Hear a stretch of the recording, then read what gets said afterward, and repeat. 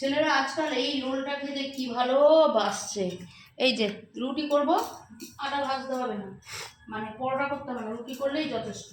রুটি করব, এর মধ্যে একটা চিজ স্লাইস দিয়ে দিচ্ছি, তার মধ্যে একটু টমেটো সস, মেয়োনিজ লাগিয়ে দিলাম। যতদিন বাড়িতে ফ্রেঞ্চ ফ্রাইয়ের প্যাকেটটা আছে ততদিন চলবে, যতক্ষণ না শেষ হয়। এরপর এর মধ্যে দিয়ে দেবো খুব সুন্দর করে ফ্রেঞ্চ ফ্রাই শুয়ে শুয়ে। আমিও একদিন খেয়ে দেখেছি, ভালোই লাগে খেতে, দারুণ টেস্টি লাগে।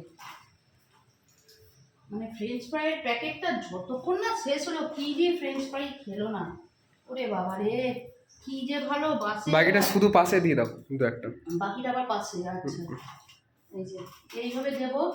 দেওয়ার পর এর মধ্যে পড়বে কি অরিগানো চিলি ফ্লেক্স, বুঝেছো?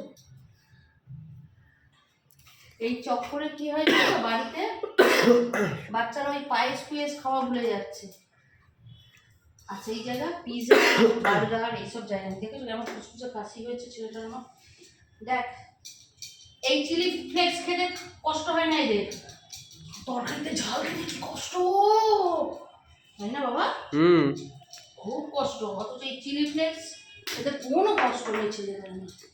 এই আজকে স্যাটারডে, সেই জন্য পেঁয়াজ দেবো না, দেবো নাকি? হ্যাঁ দিয়ে দাও অল্প। ও তখন পজ করে না, পেঁয়াজটা কেটে আনি।